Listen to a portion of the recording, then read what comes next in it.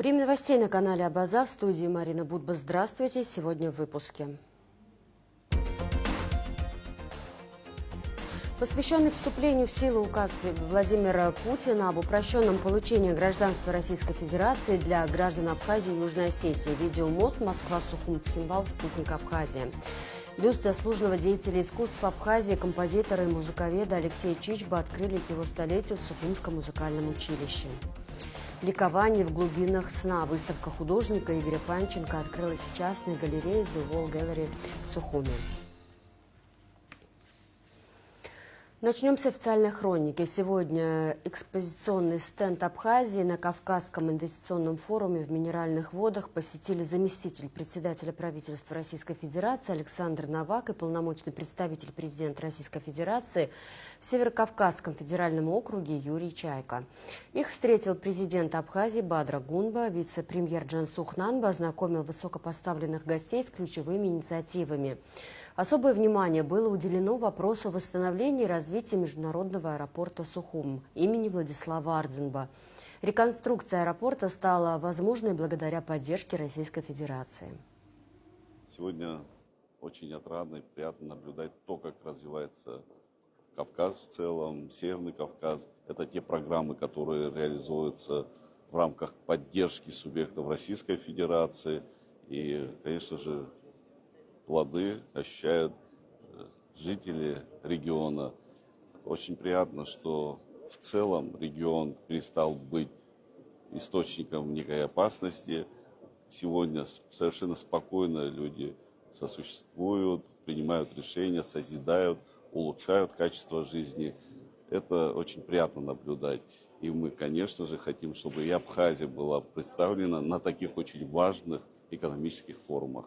В рамках нашего взаимодействия с Российской Федерацией на территории Абхазии реализуется большое количество инвестиционных проектов. За предыдущие 5 лет более 30 миллиардов частных инвестиций, частного капитала пришло в экономику Абхазии.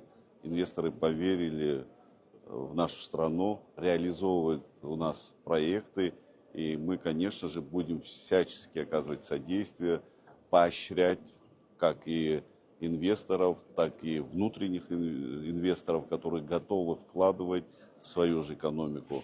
В этой связи я уверен, что у нас перспективы взаимодействия, развития, они безграничны, учитывая близость. Вы знаете, что буквально недавно также был реализован очень важный транспортный проект. Это, значит, железнодорожное сообщение, электричка, которая связала, значит, Сириус и город Сухум. Надеюсь очень, что мы реализуем следующий проект, который будет связывать уже Сухумский аэропорт с Сочинским аэропортом. То есть такого рода проекты, они нацелены на улучшение и качества жизни граждан, проживающих на территории, также и доступность, удобство для туристов, которые посещают нашу страну. Ранее президент Абхазии Бадра Гунба и зампредседателя правительства России Александр Новак обсудили широкий круг вопросов абхазо-российского сотрудничества на встрече на полях Кавказского инвестфорума. Главная тема форума – инвестиционный путь, прошлое, настоящее, будущее. Делегация Абхазии во главе с президентом принимает участие в Кавказском инвестиционном форуме. Республика представила стенд с продукцией абхазских производителей и инвестпроект по восстановлению Сухумского аэропорта имени Владислава Ардзинба. Открытие Сухумского аэропорта – пример того, что Абхазия готова развиваться, идти вперед и сотрудничать как с частными инвесторами, так и с госструктурами, заявил на Кавказском инвестфоруме вице-премьер Джансух Нанба. Абхазия рада приветствовать гостей круглый год, подчеркнул Нанба. Вопросы абхазо-российского энергетического сотрудничества обсудили министр энергетики Абхазии Батал Мужба и заместитель министра энергетики России Евгений Грабчак на полях Кавказского инвестиционного форума в Минеральных водах. Стороны обозначили краткосрочные и долгосрочные приоритетные цели. Видеомост Москва-Сухум-Цхинвал на тему вступления в силу указа президента России Владимира Путина об упрощенном получении гражданства Российской Федерации для граждан Абхазии и Южной Осетии прошел 26 мая в Международном пресс-центре «Спутник Абхазии». Подробнее в репортаже Алиса Адлеева. Телемост между Москвой, Сухумом и Цхинвалом был посвящен теме вступления в силу приказа президента России об упрощенном получении гражданства РФ для граждан Абхазии и Южной Осетии. Москву представлял депутат заместителя председателя Комитета Государственной Думы России по делам СНГ Артем Туров. В Цхинвале Заза Дрияев, глава парламентского комитета по внешней политике и межпарламентским связям, а в Сухуме Инар Гицба, депутат Народного собрания парламента Республики Абхазия. Как сообщил Туров, обладание российским гражданством открывает возможность путешествовать в различные страны мира. Граждане Абхазии и Южной Осетии настолько интегрированы и настолько мы совместно выстраиваем последние годы взаимоотношения по различным сферам, будь то экономика, гуманитарное направление или вопрос, связанный с безопасностью и обороной. Так что эти вопросы, конечно же, уже, можно сказать, сняты, и у людей есть возможность, у тех, кто еще не приобрел гражданство нашей страны, возможность его приобрести, обратившись в наши дипломатические структуры, находящиеся на территории двух этих республик. На самом деле, мы с вами об этом уже сегодня говорили, что большое количество граждан, как Южной Осетии, так и Абхазии, обладают российскими паспортами. По нашим данным, это, я уже говорил, порядка 90%, так, если будем говорить округленно. Ну и сейчас в условиях принятия того указа президента Российской Федерации будут созданы условия, что возможности получения всем гражданам российского гражданства, и тогда никаких вопросов, связанных с проблематикой или въездом в Российскую Федерацию, мне кажется, не будет обстоять. Сейчас идет процесс подготовки учреждений к выдаче упрощенного гражданства. Инар Гицба отметил, что для абхазского общества упрощенное получение российского гражданства имеет большое значение. Ведь многие наши жители выезжают в Россию для обучения или же получения медицинской помощи. Действительно, до 2008 года был процесс, когда в упрощенном порядке предоставлялась возможность вступления в российское гражданство гражданам Республики Абхазия, но после признания Российской Федерации независимости Республики Абхазия этот упрощенный порядок был несколько изменен.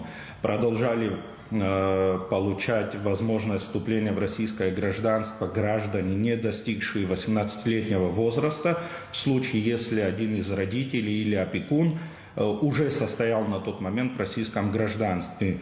Дело в том, что с 2008 года появилось большое количество людей, которые в свое время, во-первых, не успели вступить в это гражданство российское. Оно нам дает, помимо возможности выхода и такого окна в мир, дает возможность доступа к качественному и образованию, и получением различных социальных, в том числе медицинских услуг. Артем Туров отметил, что претендентам на российское гражданство не потребуется соблюдать требования по постоянному проживанию в РФ, знанию русского языка и российской истории. Граждане Абхазии и Южной Осетии, постоянно проживающие на территории республик, могут подать заявление в диппредставительство России в этих странах. Если они уже проживают в России, то смогут обратиться в территориальный орган МВД по месту своего пребывания или жительства. Алиса Адлиба, Сасракуа Гухава, Абаза ТВ. Комиссия Министерства сельского хозяйства рассмотрела и одобрила проекты на 130 миллионов рублей, которые будут профинансированы в рамках ведомственной целевой программы развития сельского хозяйства 2025. Всего было подано 487 проектов на сумму более 292 миллионов рублей, при том, что на программу в республиканском бюджете на 2025 год предусмотрено 150 миллионов рублей. Глава администрации Сухума Тимур Аграба представил коллективу нового заместителя. Им стал 38-летний Константин Тарба. Константин Тарба, строитель по образованию с большим опытом работы, в том числе в государственных строительных структурах. У нас есть позитивные дела в этом направлении, думаю, его опыт даст результат. Желаем успехов в работе, сказал Тимур Аграба. Константин Тарба, в свою очередь, поблагодарил за доверие и подчеркнул, что приложит максимум усилий в работе на благо города и горожан.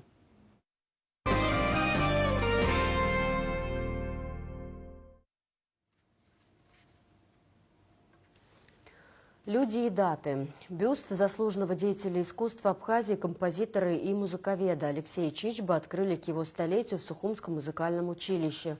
Автор скульптуры – молодой абхазский скульптор Тимур Ахуба. На торжественной церемонии открытия директор училища Нинель Бжани отметила значимость вклада в развитие музыкальной культуры Абхазии, а также поблагодарила всех причастных к реализации проекта за поддержку и помощь. Благодаря деятельности Алексея Чичба в нашей стране есть целый пласт музыкальной культуры, представители этой музыкальной культуры, которые прославили нашу страну, которые внесли огромный вклад в развитие классической музыки. Сегодняшний бюст сделал молодой скульптор Тимур Ахуба. Этот мальчик вырос у нас на глазах, поступил в Сухумское художественное училище и под чутким руководством директора училища Амирана Адлева достиг больших высот, и ему доверили, родственники Алексея Чичба доверили создать вот такой вот памятник. Отдельная благодарность от меня лично и от дирекции нашего училища, семье Алексея Чичба за то, что они взяли на себя ответственность и помогли материально создать этот памятник, и помогли нам, выступили в качестве посредников, и помогли нам сделать вот этот ремонт в этом холле, которым мы будем гордиться, будем называть его холлом большого зала. От имени семьи Алексея Андреевича Чичба, от его братьев, мы хотим вам сказать огромное спасибо за то, что вы вспомнили его в его столетие, организовали этот юбилей, вложили немало труда и своего времени, чтобы люди знали, чем он занимался, какую гражданскую позицию он занимал, какая у него была любовь к своему народу и родине. Спасибо отдельно руководству данного музыкального училища, который носит его имя, за то, что вы не забываете, проводите конкурсы, мероприятия. Мы желаем, чтобы эти конкурсы стали в далеком будущем международными. Далее памятные мероприятия, посвященные Алексею Чичба, продолжились масштабные конференции, собравшие ведущих экспертов и исследователей, представителей культурной сферы Абхазии. На мероприятии были исполнены произведения на музыку композитора, а также зачитаны доклады. Расширенную видеоверсию мероприятия смотрите в эфире нашего телеканала во вторник, 27 мая. 25 мая 1935 года родился Мажара Зухба, заслуженный артист Абхазии и Грузии. Выпускник Тбилисского театрального института, после окончания которого работал актером в Абхазском государственном театре имени Чанба. Он был одним из создателей сатирического театра «Черирама», открытого в 1972 году. Им сыграно множество ролей на сцене Абхазского театра. Мажара Зухба трагически погиб в период оккупации Сухума войсками Госсовета Грузии в 1992 году. Похоронен в селе Джгерда. Сегодня ему могло бы исполниться 90 лет. После выпуска новостей смотрите передачу из архива Абаза ТВ, посвященную памяти Мажары Зухба. 25 мая 1935 года родился Муса Юрий Шанибов, герой Абхазии, кандидат философских наук, почетный профессор АГУ, общественный деятель Кавказа, политолог, кавалер ордена Акзапша второй степени. Выпускник юридического факультета Ростовского государственного университета. В годы перестройки был членом Координационного совета Ассамблеи горских народов Кавказа, а также президентом Конфедерации народов Кавказа. С первых дней грузинской агрессии Шанибов призвал народы Северного Кавказа к оказанию добровольческой помощи абхазскому народу, за что был подвергнут аресту. После освобождения прибыл в Абхазию в ноябре 1992 года. Шанибов получил тяжелое ранение. После грузино-абхазской войны Муса Шанибов организовал и был первым заведующим кафедрой политологии и социологии АГУ. Автор 10 монографий и более 50 научных статей по проблемам социологии, политологии, правоведения, социальной психологии, теории управления. Ушел из жизни 28 апреля 2020 года. В Кутолской школе прошло мероприятие, посвященное памяти Пантика Багратовича Табагуа, проработавшего директором образовательного учреждения 33 года. Оно было приурочено к его 85-летию. Передачу журналиста Екатерины Беби, посвященную памяти Пантика Табагуа, смотрите в нашем эфире. За многолетний безупречный труд, высокое профессиональное мастерство и преданность профессии в связи с 70-летним юбилеем врач-нейрохирург Республиканской больницы Свинухов Александр Васильевич награжден ведомственной медалью за вклад в развитие отечественной медицины. Медаль вручил министр здравоохранения Эдуард Будба. Выставка художника Игоря Панченко «Ликование в глубинах сна» открылась в частной галерее «The Wall Gallery» в Сухуме. Это вторая персональная выставка Игоря Панченко. До этого его картины выставлялись в Центральном выставочном зале аж в 2010 году. Художник создает отдельные миры в каждой из своих работ, но все они про одну, про Вселенную, которая живет в каждом из нас, а о космической гармонии, к которой стремится каждая душа, чувствуя, где была рождена и куда вернется. Подробности в репортаже Марианы Котовой. Хочу увидеть звезды и закрываю глаза. То есть мы вместилище всего. А самая малая единица хранения всего – клетка, часть структуры в основе мироздания. Задача художника – вычленить эту идею, придать форму и ликовать тому, что обрел в глубинах сна и явил миру. В мире моих понятий существует такое понятие, как внутренний ребенок. Я его называю шалун. Или, допустим, на санскрите его зовут Дамодара. Шалун. Что он делает? Он скучать начинает, если бывают какие-то повторения, если нет никакого разнообразия. И он в одном дециметре видит бесконечность. Это его сущность. И вот когда ты начинаешь возить там, допустим, краску на холсте и начинаешь скучать, он дает знать, то есть он дает о себе знать таким образом. Он соскучает, он может тебя ввергнуть в депрессию из-за отсутствия этого разнообразия, потому что его сущность – это бесконечное разнообразие. Это вторая персональная выставка художника Игоря Панченко в Сухуме. Первая была аж в 2010 году в Центральном выставочном зале. Тогда он презентовал публике картины-барельефы, выполненные из акрила. Не только свет и цвет передают сюжет и идею картины, но и фактура. Чтобы придать объем изображению, Игорь Панченко придает форму рисунку не только оптически, но и физически. Ошибка превращается в результирующее нечто, то, что потом служит следующим каким-то действием, подложкой, например, каких-то слоев. Ничего не пропадает зря. В итоге получается абсолютная гармония.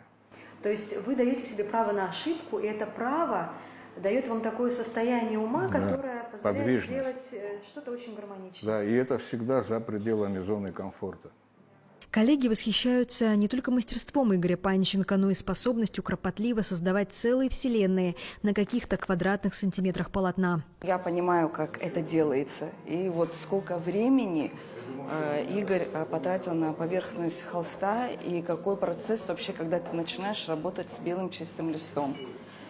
И сколько эмоционального внутреннего себя ты отдаешь на вот эту поверхность, и каждая эта работа – это вот большая часть труда эмоционального, физического, твоего сознательного, бессознательного. Но вообще Игорь сам по себе человек такой на уровне космос и метафизика, да, много чего.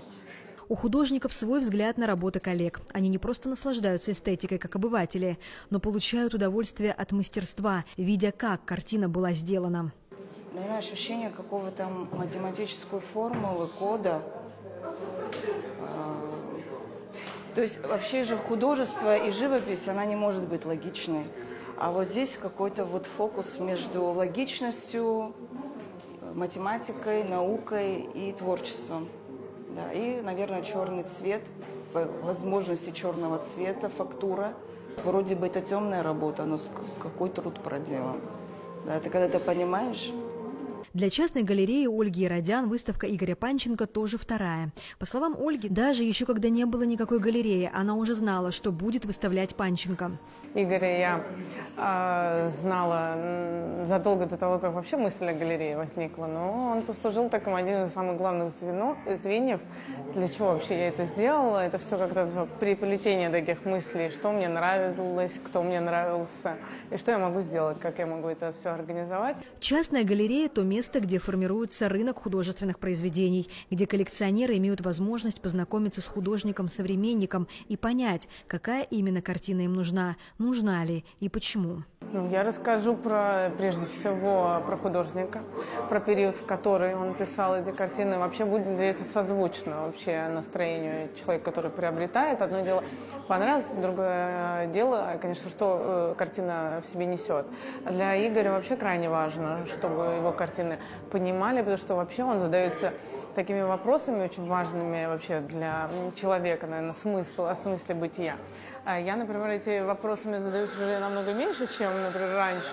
А для Игоря это очень важно, и он в творчестве это показывает, выражает, и он очень умеет, вообще один из таких художников, который может погрузить в свой мир, прям действительно очень, он у него космический, он у него волшебный. И нравится, не нравится, но он в него погружает, конечно, и умеет это делать. «Ликование в глубинах сна» – название выставки работ художника Игоря Панченко. Ликование тем, что нашел внутри своего сознания. Понял, что было в тебе всегда. Ликование звездами, которые увидел, закрыв глаза. Марьяна Котова, Сосрыкова Гухава, Абаза ТВ.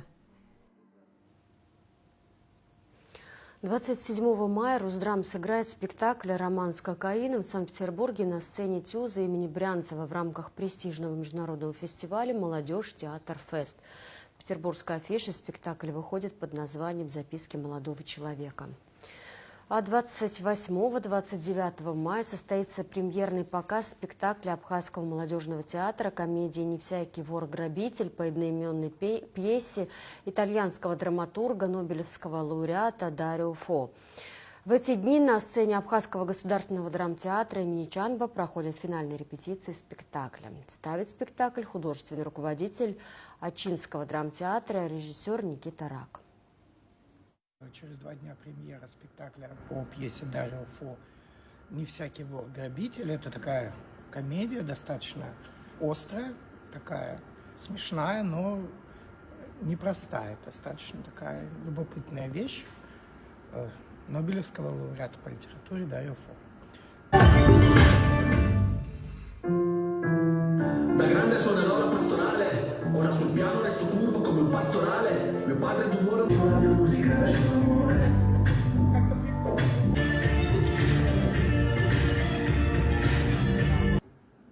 Maria, уже, а у сураха полетел?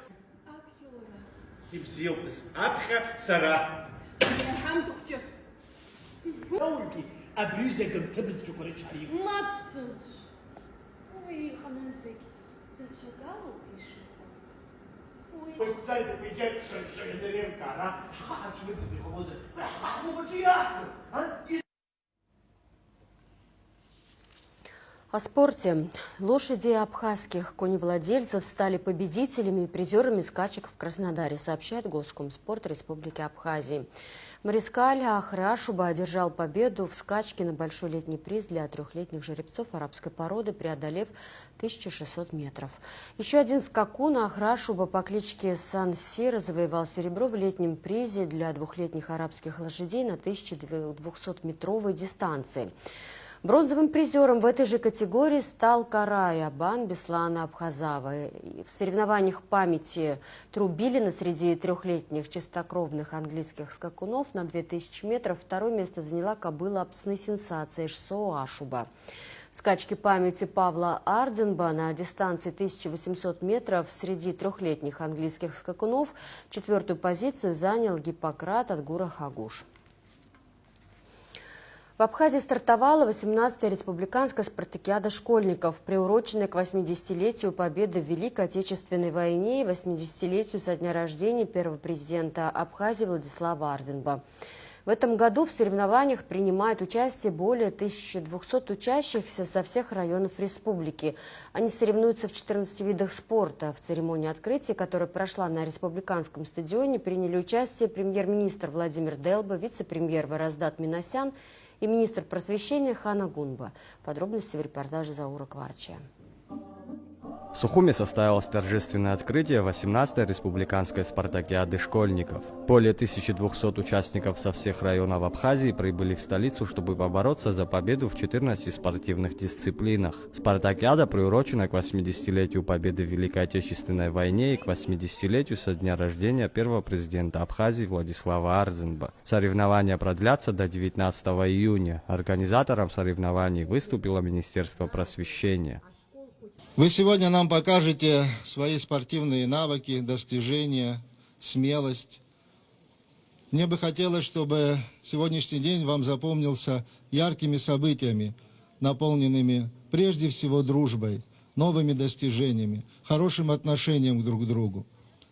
Несомненно, пожелаю вам честной борьбы.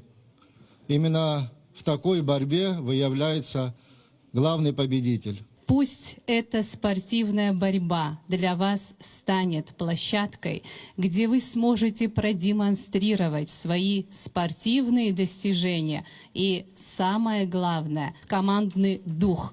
Удачи всем и помните о том, что выигрывает тот, кто отказывается проигрывать. Наша спартакиада – это показатель для абхазского спорта. Самый главный показатель. Спортсменов, которые прошли через эту спартакиаду, участвовали на играх БРИКС в прошлом году, представляли национальную сборную Абхазии, подняли абхазский флаг, играл гимн Абхазии.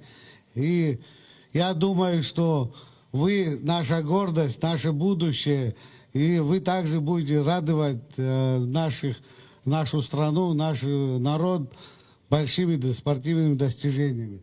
Первый соревновательный день начался с забегов по легкой атлетике. Это лишь одна из 14 дисциплин, включенных в программу спартакиады. Среди них также вольная и греко-римская борьба, дзюдо, футбол, баскетбол, шахматы, стрельба из лука, настольный теннис и абхазские народные игры. Несмотря на волнение, участники полны решимости. Каждый из них готов показать все, на что способен, чтобы достойно представить свою школу и район. Вот уже как 3-й год я участвую в легкой атлетике. И вот в спартакиаде тоже. У нас вообще стоял стадион, но его убрали. Из-за этого нам приходилось бегать по всему району. Вот, и мы по всему району бегаем, там километра 3. Каждое утро в 8:30 мы встаем. Я бегаю сегодня 400, завтра 800 и 3-й день 4 по 400. Но я в призовой хотя бы выйти, думаю. Я с 3-й школы. Мой педагог по физической культуре увидел во мне потенциал и сказала прийти на отборочный тур. Я пришла, показала хороший результат, и меня взяли в команду. 2 месяца у нас шла подготовка. Мы готовились, каждый день у нас были упорные тренировки. И вот сейчас я стою здесь. Очень волнительно на самом деле, но я думаю, что будет все хорошо. Настроена, конечно, на победу. Спартакиада проводится в 2 этапа. Отборочные соревнования проходили в районах, а теперь команды победителей борются за призовые места на республиканском уровне. По словам организаторов, интерес к спартакиаде растет с каждым годом. Если первая спартакиада школьников, проводимая 25 лет тому назад, принимало участие где-то 500 детишек по 8 видам спорта. Сегодня, как я сказал, принимают участие 2250 детей по 14 видам спорта. В целях лучшей подготовки и участия в спартакиаде школьников Абхазии приказом министра просвещения республики выпускники школ, имеется в виду 11-9 класс, которые принимают участие в спартакиаде, были допущены досрочно выпускным экзаменам. и они имели возможность подготовиться к спартакиаде. 18-я республиканская спартакиада школьников продолжается. Победители в каждом виде спорта будут награждены кубками, медалями и грамотами. Итоги соревнований подведут в конце июня на заседании коллегии Министерства просвещения. Заур Кварча, Торник Амичба, Абазатовы. Юный силач из Абхазии Давид Шанавов вписал свое имя в историю мирового пауэрлифтинга, совершив невозможное. На международных соревнованиях True Brutal под эгидой Международной федерации 16-летний спортсмен весовой категории до 100 килограммов установил мировой рекорд в приседаниях со штангой весом 220 килограммов без использования экипировки среди спортсменов 14-16 лет. Выступая на самой жесткой платформе России турнире True Brutal, известным бескомпромиссными стандартами, Шанава продемонстрировал феноменальную силу и технику. А в завершении выпуска прогноз погоды.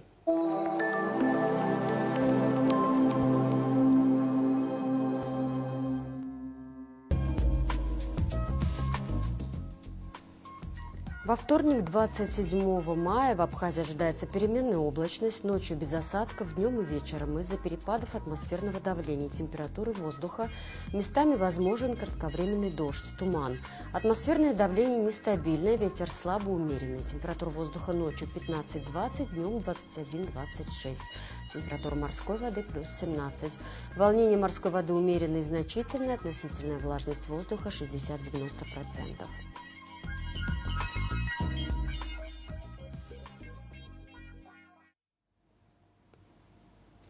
На этом пока все. За развитием событий следите вместе с нами. До встречи.